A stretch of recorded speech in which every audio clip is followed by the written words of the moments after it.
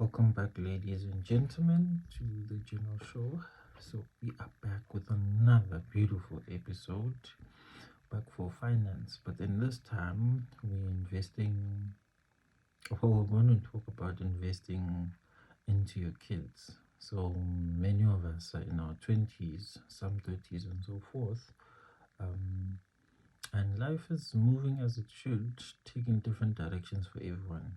And those that have been blessed before others first have the chance of having kids, and the kids are growing. So what I've noticed about most people in general is that they're investing into their kids is actually taking a child to X, Y, and Z institution, but there's no institution that I know that teaches generational wealth or finance in general. You see, so I found a quote on the internet. It literally said, "Broke parents raise broke children," and it's a pun, or not a pun, but it's actually very factual because many people think because I'll earn more, I'll be able to do more. But in general, most people actually end up being over indebted, and that creates a very huge problem because just don't know how to handle money. So there are a few comparisons that I got and came up with something, and I actually quite like it. So what it essentially talks about is the difference between people who are wealthy and then people who are poor. Please note, not the systematic poor, but then by ignorance, because in this current generation that we live in, and as much as, yes, you can be from disadvantaged backgrounds, there's so much information that is available with different resources. It's your own ignorance to a certain extent that is putting you in the backlog of things, you see. So here are lessons that wealthy parents teach their children that unfortunately poor parents don't teach their kids. And as I said initially, broke parents may raise broke kids. See, so let's talk about assets versus liabilities. Long story short, an asset is something which you own, full ownership of, and then a liability is something which you owe, or yeah, in essence, is something which you owe. So, comparatively, poor people don't realize that liabilities cost money, which is very true. More often than not, as people, for instance, South Africa is a very consumeristic country, even though there's a lot of natural resources. The general population is very consumer based, and a lot of money is spent on liabilities, which is, it bodes very bad if you want to preserve your money, grow your money, and so forth.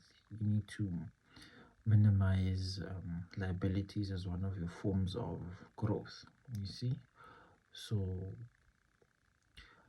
liabilities cost a lot of money, and you can't generate wealth through liabilities because you don't own it. You only owe from those said spent liabilities, you see. But what wealthy people do is that they invest into assets so that they're able to own things, and from the things that they own, they're able to produce money. So long story short is that wealth is assets, essentially. Assets which can grow. And in accounting terms, they actually call them amortized assets, you see. But yeah, let's not get into that. And then what the wealthy do as opposed to the poor is they don't feel entitled. So this is a very big one for me because most people, you find that there's one successful person, but then within the person's family, the rest of the family feels entitled to that person's money. Whereas, no, we all have two hands. Life offers us certain opportunities, and we are supposed to work from those opportunities and do the best that we can from those opportunities, you see. So for me, I'm not really one to say because your brother's this, you must also be entitled to that. Entitlement actually stunts a person because you think, or you stake things which have nothing to do with you in terms of ownership and growth. So you shouldn't be entitled to anything, because what rich people do is they teach their kids that they are a burden to society, um, unless they perform something or they lose everything in essence. So if you're entitled, you're a burden to society, you must do something to change your situation so that you don't become entitled and become a burden to society, even though you come from a very well-to-do family. Same principle still applies. There are no shortcuts to this whole thing. So one shouldn't feel entitled, you see.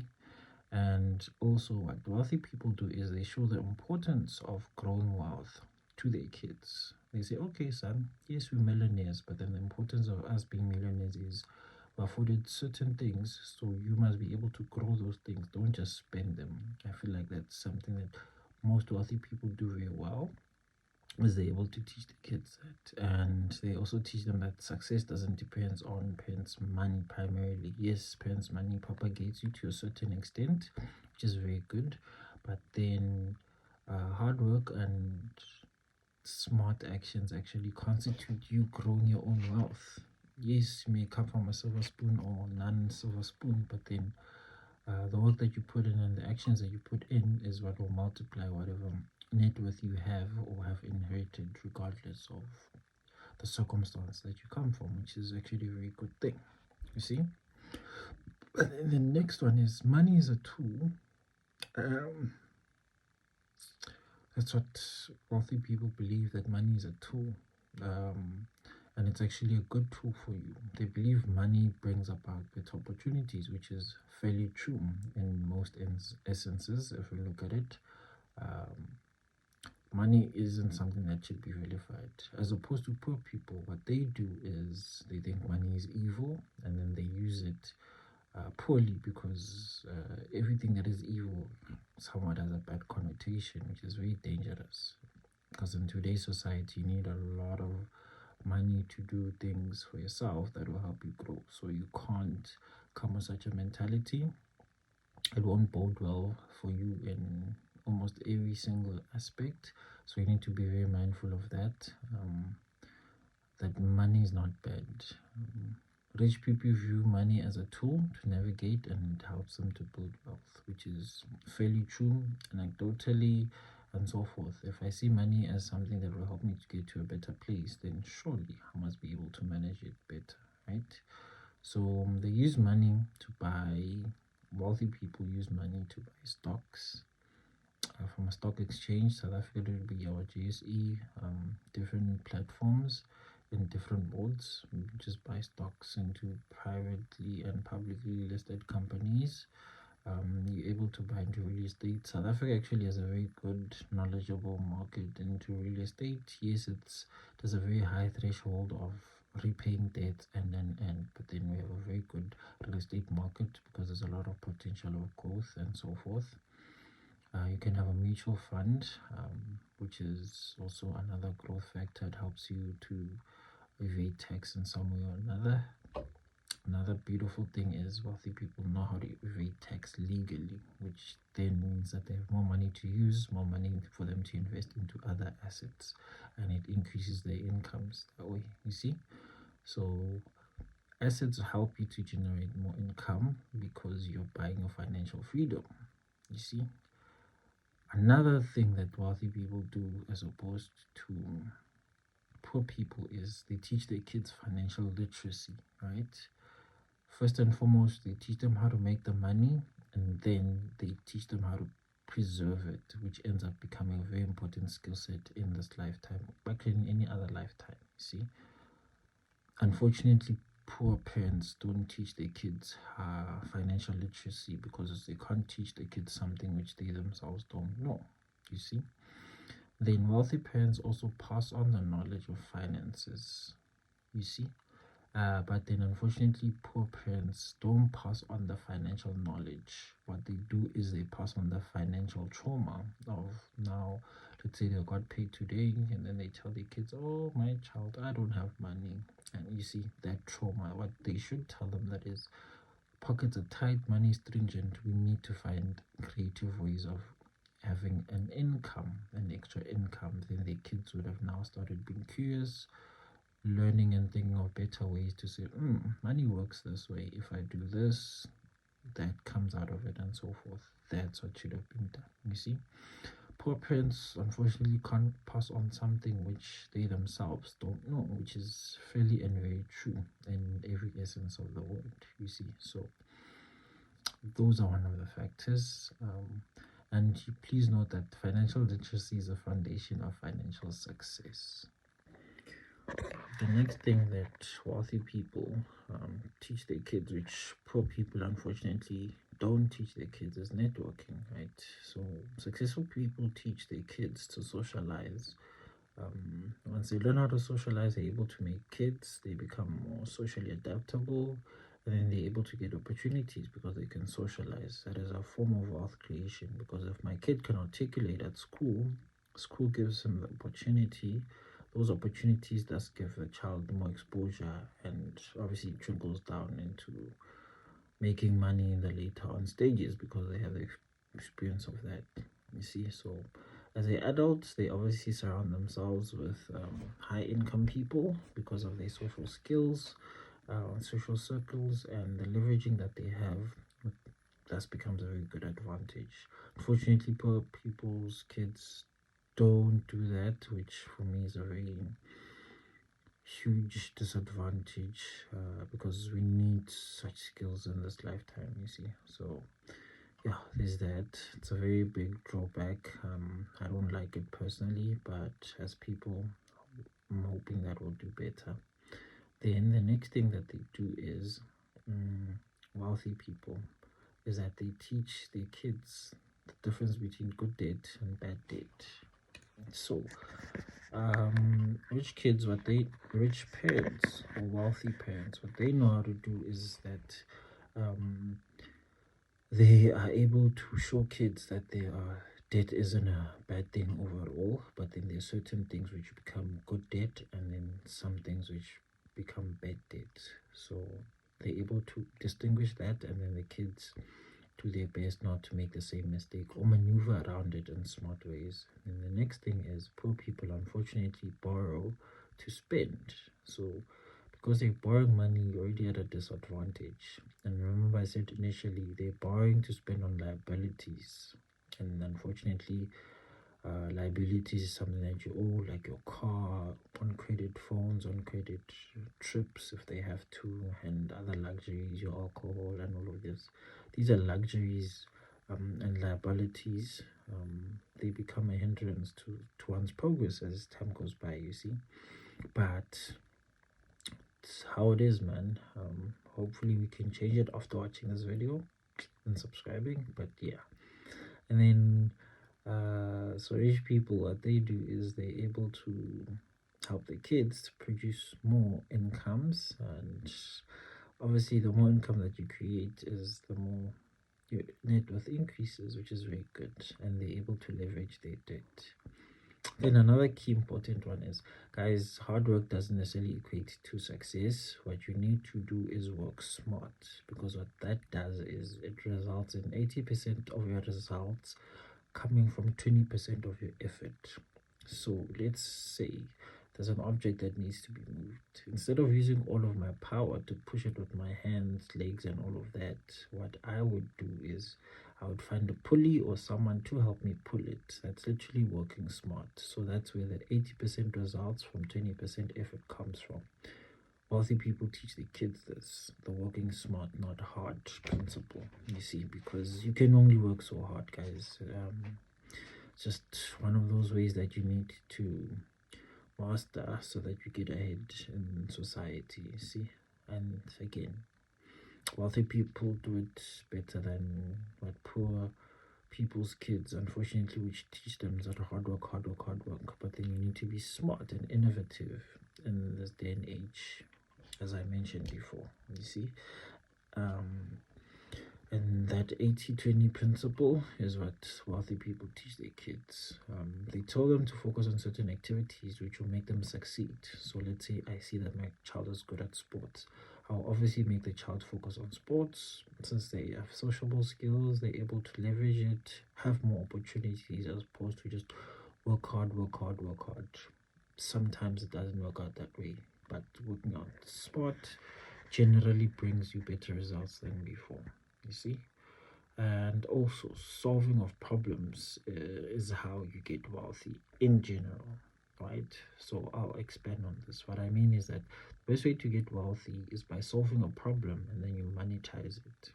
Wealthy people teach the kids this, that if you can solve a problem and you're able to monetize this tool of you solving the problem, you're going to become wealthy. Unfortunately, poor people don't do that, because people generally love to pay for problems to be fixed. The bigger the problem, the more money that you make with your solution, as long as it's practical and it's sound and it has longevity. So you'll make more money by solving people's problems and monetize it, right? Unfortunately, poor people's kids don't get to adapt this because their problem solving skills aren't necessarily always from a good point, or they don't necessarily have the power to monetize the problem solving skills.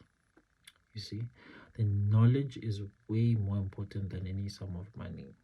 May sound very controversial, but then looking at it from a practical standpoint, this actually makes a lot of sense. So I'll break it down.